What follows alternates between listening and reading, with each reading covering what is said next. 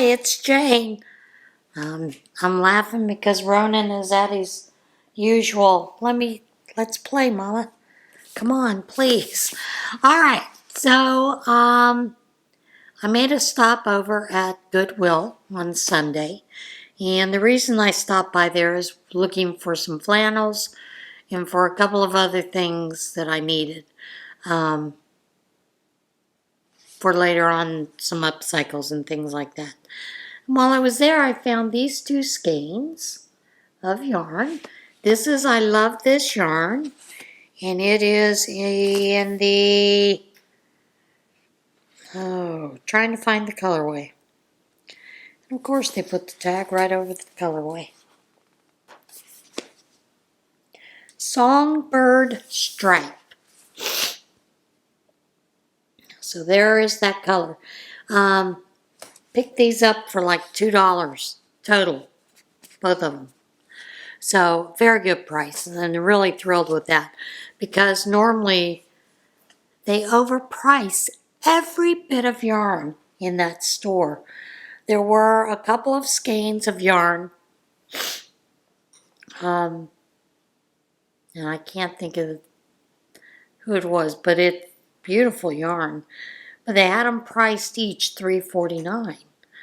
Well, when you buy them regular, they're $2.99. So I'm like, I don't know who's doing the pricing, but they really need to get a hold of themselves with that pricing because it's just off the grid sometimes, But generally when I go in there looking for things, I'm looking for things that are on the either 99-cent or 39-cent with their discounts on Sunday and Monday. So I did pick up quite a few things, and I'm thrilled to have gotten those things. I do have some plans for some of them. Some of them I don't have plans for yet, but we'll see what happens. All right, the blanket is finished. Or Afghan is finished. And I'll try to remember to insert a picture here that I took of it on my bed for its completeness.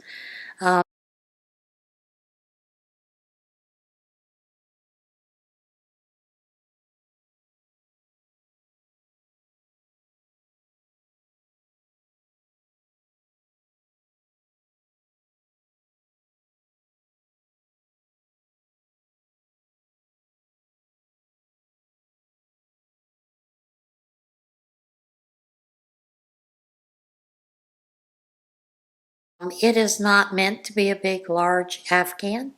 It was just meant to be a lapgan, and it fits the bill for that. Have I worked on anything else? Not a thing. Some of the things that I've been doing have been mostly centered around the house, getting some things organized,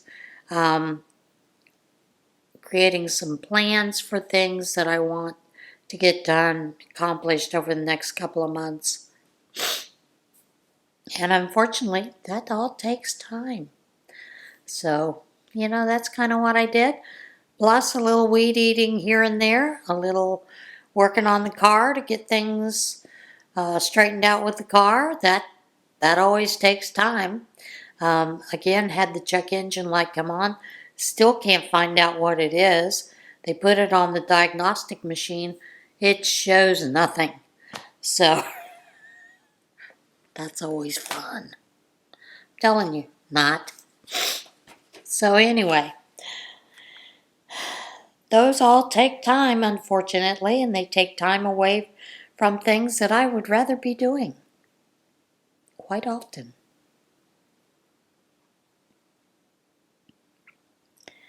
Let me pull up the Wynn Tarnation. For some reason, we're being a little slow today, which is quite normal. Around here, it seems lately. But anyway, have you ever wondered what goes through people's minds when they create a coffin? Photos show Ghana's fantasy coffins as a stylish final rest. While fantasy coffins have been commonplace in the Ghana people of Accra, Ghana, Aga people, they are becoming a widespread practice, offering a colorful alternative to simple wooden boxes. Each piece is crafted not just to bury the deceased, but to embody the essence of their life. They can be so colorful that they can make dying seem attractive. And there is a link to some of the photos. Some of them you kind of go, wow. I don't know if I want to be buried in a fish coffin, but whatever. This next story, and I tell this story in honor of my sister. My sister is getting ready for a trip to this area, and I always tease her when she goes. She has a friend that lives there, and I always tease her when she goes that she's just looking for a Viking. Viking ships make final high-risk voyage to new Oslo home. 3 1,200-year-old Viking ships that have stood the test of time are embarking on their final and possibly riskiest journey to their new forever home in Norway. And I'm sorry, the allergies are bad this morning. The first to relocate is the Oslo, which on Wednesday slowly made its way from its current location in the old Viking Ship Museum, arriving intact at a newly built addition that will house the national treasures in optimal conditions. The extremely fragile oak hull inched forward so slowly its movement was almost undetectable to the human eye. The structure encased in a heavy protective steel rig. The 100-meter journey took just under 10 hours, with the ship hanging from a crane moving on a track high above the ground at a top speed of 24 centimeters per minute, 9.5 inches per minute. It's almost like it's sailing in the air, Museum Director Odd Tonensen said, visibly exhilarated as she watched the slowly approaching spiraling serpent's head that rises up from the ship's stern. There is something deeply moving when you think that these ships, with their long history and all the voyages they have undertaken, will embark on their final journey. Named after the places where they were discovered, the Oslo, Gokstad, and Thun, all believed to have been built between 820 and 910, have been housed in a cross-shaped building considered too small and unsuitable to conserve them properly. They've been subjected to humidity, vibrations. Over time, the strain became so intense that they started showing signs that they would eventually collapse onto their supports. A decision was therefore taken to move them to a new climate-controlled facility, built as an extension to the old museum, which should make it possible to maintain the ships in their current condition for at least another century. The relocation process is perilous.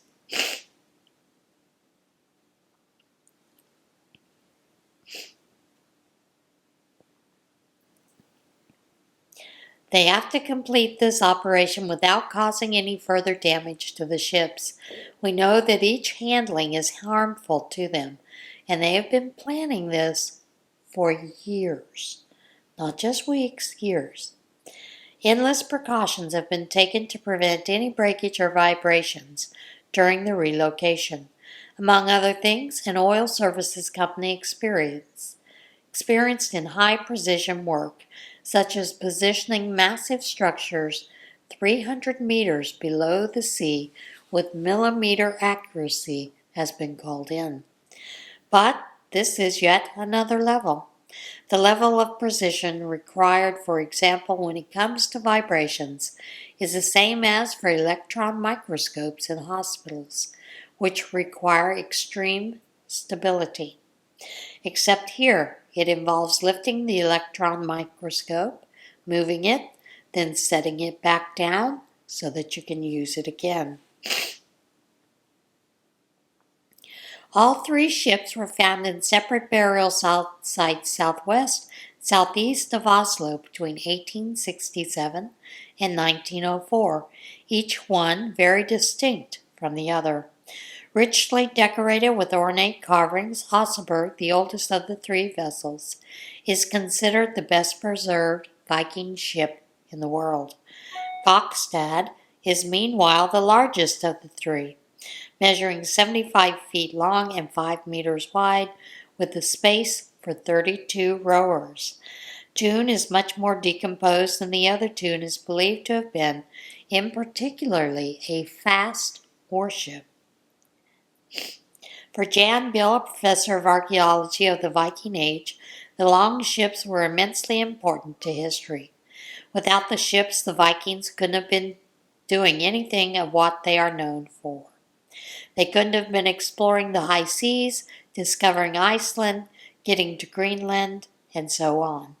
The new museum is set to open in 2027. This next story, while I find it horrendous, a lot of folks around the world find it absolutely normal. A zoo in Denmark asked patrons to donate their pets, not as attractions, but for food. A European zoo stirred up intrigue and controversy after a social media post asking for surplus pets to be donated to feed captive animals went viral. In a post on Facebook, the Aalborg Zoo in Denmark asked people to donate unwanted pets that would be gently euthanized and fed to predators in captivity. Chickens, rabbits, guinea pigs form an important part of the diet of our predators, especially the European lynx, which needs whole prey that resembles what it would naturally hunt in the wild, the zoo wrote. In zoos, we have a responsibility to imitate the natural food chain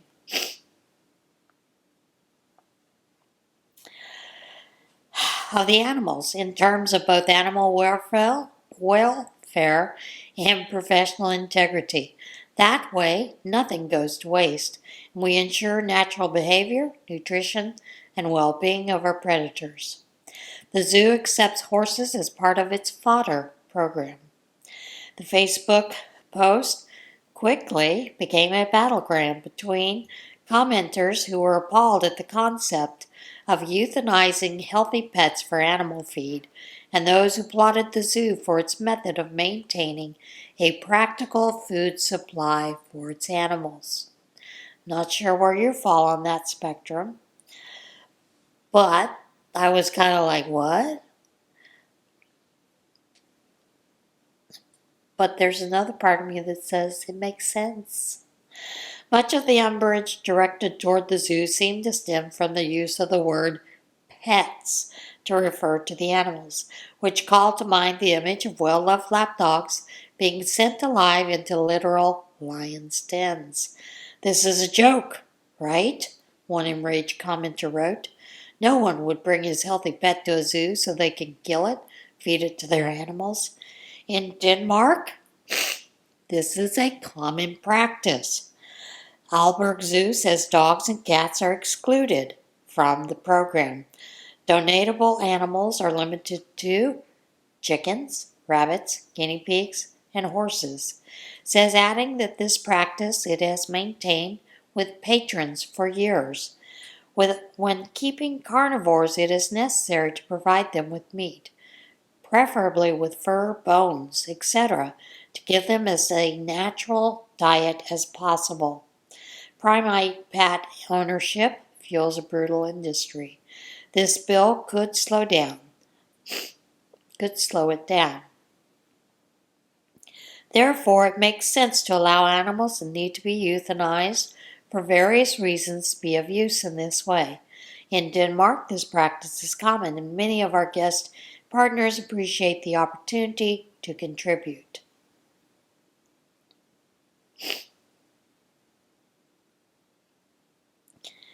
And there's a reason that they ask for donations, because they cannot buy or sell animals. The difference in American and European zoo practices have been highlighted before, particularly in the case of Denmark. In 2015, the country's Odense Zoo made international headlines for its decision to kill and publicly dissect a 9-month-old female lion in front of the school children as a means to control the facility's lion population. Practice the zoo had been carrying on for decades. A year before, in the capital of Copenhagen, animal rights activists were horrified to learn that a healthy 2-year-old giraffe known as Marius had been euthanized and his remains fed to the zoo's lions. The Copenhagen Zoo said putting Marius down had been necessary to avoid inbreeding among its giraffe population. There you have it. And there is a link to the story if you would like to see more of the argument. I didn't read a lot of it because it's long. All right. Raccoon. Raccoons. Raccoon steals package from New York porch. A New York resident's home security camera captured the moment a package was stolen from their porch by a masked porch pirate, a raccoon. The Plattsburgh resident said the Chewy box, which contained $93 worth of pet food meant to be returned, had been left in a bin on the porch to be picked up by FedEx. A local raccoon had other plans, however, and the security camera recorded video as the hungry animal shredded the box and feasted on its contents. The residents said their camera also recorded the raccoon returning on subsequent nights to check the mail bin for more edible goods. They said Chewy understood the situation and still issued a full refund. And I'm sure they got the video. A Texas resident faced a similar situation in 2024 when a box of cookies delivered to their front door became a treat for a neighborhood possum. The South Lake Police Department shared security camera footage of the theft on social media. And this next story, I can't imagine being that man when the police knocked on his door. But there's video of it. Police reunite stowaway pet pigeon with owner in Texas. Police in Texas reunited a man with his blind pigeon after the pet bird hitched a ride in the bed of a pickup truck at the owner's business. Luis Valdez, owner of L&R Auto Service, said his pet pigeon, Kevin, is well known by his customers at his Irving business. He's home with me on the weekend. My whole family knows him, and many of our customers know him. They go straight to see him, he said. Valdez said he adopted Kevin after finding the featherless bird had been kicked out of his mother's nest. He said Kevin is blind and unable to fly, so he was concerned when the pigeon went missing from his shop after inspecting a customer's truck. Valdez contacted Irving police, who were able to track down the customer. I'm about to tell you the weirdest thing you've ever heard, an officer tells the truck's owner in body camera footage posted to social media. The officer confirms the owner had just had their truck inspected at L&R Auto Service and agrees to let officers take a look inside. Police found Kevin safely in the bed of the truck. Is the pigeon under arrest? An officer jokes in the video. Police brought Kevin back to the shop for a reunion with Valdez.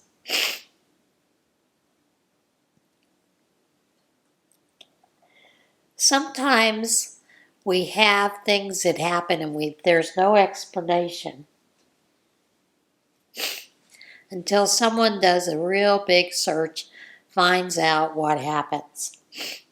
Suspected prankster ringing doorbells late at night was a slug. Police in Germany were called to an apartment building on a report of someone repeatedly ringing doorbells late at night and discovered the ding-dong ditch culprit was a slug. Residents of the building in Schwachbach, Bavaria, called police when their doorbells were repeatedly triggered late at night, suspecting local youths to be behind the prank. The residents said they were especially uneasy because whoever was ringing the doorbells was not triggering the motion sensor cameras outside the front door. Police arrived and discovered the alleged prankster was in fact a slug, crawling across a panel, triggering several doorbells in the process. There was a slug sitting right over our nameplate. You could even see its slime trail as it crawled across the sensors, a resident named Dominic said. Officers relocated the slug to a nearby grassy area and released it with a warning. Sorry about that, had to pause for a sneezing fit. All right, the last story is dude. The history behind the word dude is wild, and boy is it. For any child of the 80s, 90s, or the word dude conjures up a specific vibe. A laid-back California surfer skater, perhaps drinking a White Russian unbothered or maybe unaware of the pressing concerns of the world around him. It was also a word that defied specificity, used as a greeting, an agreement, a commiseration, or an exclamation. Dude was everywhere. But it wasn't a new word back then, not even close. By the 1980s, the term dude had been around for at least 100 years. In this week's Word of the Week, we explore the long and winding road dude took from New York City to the surfers in California. Where did dude come from? The exact origin of the word has been difficult for linguists to pin down, but Gerald Cohen, a professor at Missouri University of Science and Technology, published a book on the topic in 2023 with two other language scholars. Cohen says it seems to have been coined in reaction to a particular fad among young men in New York City in the late 19th century. Think hipsters of the 1880s. They were young, they were vacuous, they were effeminate, and they were drawing a bit of attention from the humorist and the cartoonist. And this is a story at NPR. He says this crowd had a certain way of dressing, unusually over the top and fancy, and leaned into an Anglophile lifestyle that was often perceived by many as fake or trying too hard. Eventually, these men became known as dudes, likely in reference to Yankee Doodle, who, as the old war song says, was an unsophisticated American who stuck a feather in his cap in an attempt to parade as a kind of European dandy in high society. Cohen and his colleagues spent more than 20 years trying to pinpoint the moment that reference was first made, combing over old newspaper archives, pop culture references from the time. They eventually found a poem published in the New York City newspaper titled The Dude, written by little-known poet named Robert Sale Hill, where he derides the fad. Here are the final lines. America can ill afford to harbor such deformity, and we would humbly thank the Lord to spare us this enormity. Y'all, we need to talk about y'all. But Cohen says the poem had the opposite effect. It caused a social craze. All of a sudden, dude was appearing all over. An 1883 article from the New York Times describes a dude's picnic, where thousands of young people rushed to a park in Harlem at the promise of seeing men in full dude dress, the dude ranch. It was that over-the-top style of dress that brought about the term dude ranch, experts say. In the late 19th century, traveling out west and experiencing cowboy culture was trendy. People, mostly men, would come from the East Coast cities, like New York, to ranches on vacation, often dressed in full cowboy attire.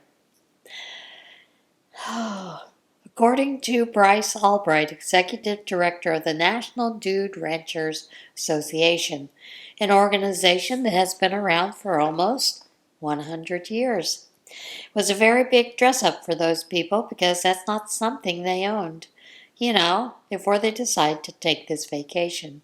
And so it kind of turned into our trademark. Ranches started advertising themselves the Dude Ranches to attract visitors, and the name stuck, and so did the attire. And even still, you see people show up that have on brand new Wranglers and a button pearl snap shirts, fancy boots and cowboy hats that none of us could ever think of affording. And it's fun to see them get dressed up, she says. Now, here comes the shift to every man. In the mid-20th century, the term dude traveled farther than across the country, making its way to African-American, Mexican-American populations, says Scott Kiesling, a linguistics professor at the University of Pittsburgh, who has also studied the word. The term's rise coincided with the zoot suit, also very flashy and full of fabric, and popular with men of color, he says. He says originally it seems they were called dude as more of a derogatory term. And then what we think happened, which is what happens in a lot of these kinds of situations, Mexican American and black people adopted it with each other, and it became the marker of solidarity and connection, Kiesling said.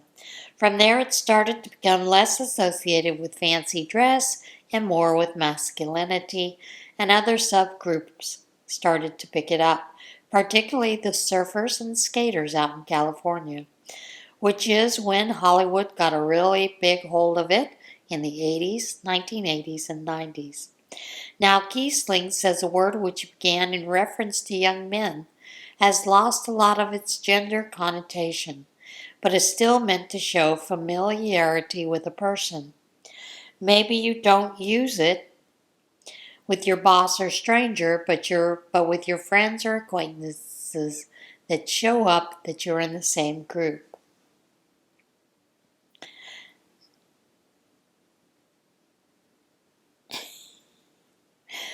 So, is Martin Van Buren responsible for the tiny word that punches above its weight? And don't be fooled, even with the rise of bro, dude still reigns supreme, according to the recent survey Kiesling conducted. Dude is still used the most. I think people just don't notice it as much, he says. Rock on, dude. And that is it for What in Tarnation.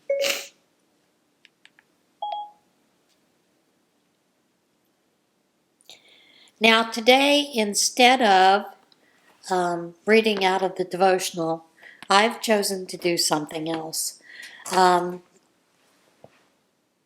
With everything that has happened this week, with the assassination of Charlie Kirk, the 9/11, and everything, the shooting in Colorado of the kids, which was perpetrated by another child in that group that some are saying he'd become radicalized. They don't really know the motive yet.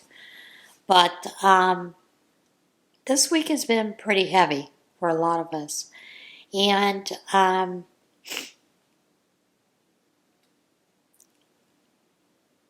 when we start talking about these things that happen, our first instinct is to go to, are they left-leaning? Are they right-leaning? What is it?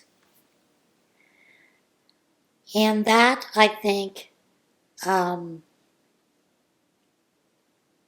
in many cases, is wrong of us. We don't know all the facts. The gentleman that the assassin has chosen not to cooperate, even though his roommate is cooperating with the FBI and police. And we do know that there was some things with him being radicalized with Antifa groups on 4chan and Discord through gaming, that kind of thing. And it appears that they think there are more than just this young man that were involved in it. But there has long been what I have felt a huge darkness that covers our world and covers our country. And whether you lean left, right, middle, apolitical, some of the things that have been said, the call for others to be done the same way that Charlie Kirk was to be killed, are absolutely horrendous. And I think that it comes from the evil that is within our world, quite honestly. But I have chosen to read out of Ephesians 6, because I think it's something that all of us who are believers need to really practice. Something that Charlie Kirk, I don't know why I keep saying Kirk stood for was the Word of God, and using the truth, biblical truth, out of that. A lot of his campus tours were basically to teach the young people to think for themselves, to research, to come with facts, not their thoughts, their feelings, but to come with facts to prove their point. And hopefully he taught a lot of people to think. Now, he also gave some good sound advice to many people who were struggling and stepped up to that mic. But foremost, he followed the Great Commission that all of us who are believers should be following. And that simply is to spread the gospel. But also, we need to keep in mind that there are some things that we need to keep in our belts, so to speak. And the big thing is, I am reading from Ephesians 6:10 through 20. Finally, be strong in the Lord and in the might of his strength. Put on the full armor of God, so that you will be able to stand firm against the schemes of the devil. For our struggle is not against flesh and blood, but against the rulers, against the authorities, against the world forces of this darkness, against the spiritual forces of wickedness in the heavenly places. Therefore, take up the full armor of God, so that you will be able to resist in the evil day, and having done everything, to stand firm. Stand firm, therefore, having girded your loins with truth, and having put on the breastplate of righteousness, and having shod your feet with the preparation of the gospel of peace.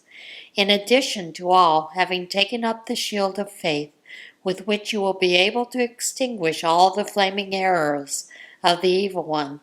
Also receive the helmet of salvation, and the sword of the Spirit, which is the Word of God, praying at all times with all prayer and petition in the Spirit, and to this end being on the alert with all perseverance and petition for all the saints, as well as on my behalf, that words may be given to me in the opening of my mouth, to make known with boldness the mystery of the gospel, for which I am an ambassador in chains, so that, in proclaiming it, I may speak boldly as I ought to speak. And that comes from the Legacy Bible. I would encourage you, to whatever version you use, to read it, to study it, to understand what it means. But more than that, we also need to remember to pray for those that are involved in this whole situation, whether it is Kirk's family, his friends, those that are directly impacted by his death, as well as our nation, but also for the assassin's family, the assassin's salvation, and also those that might be also involved. So that is it today. Other than that, try to be the light in someone's world. We have an awful lot of darkness out there. See you again soon. Bye.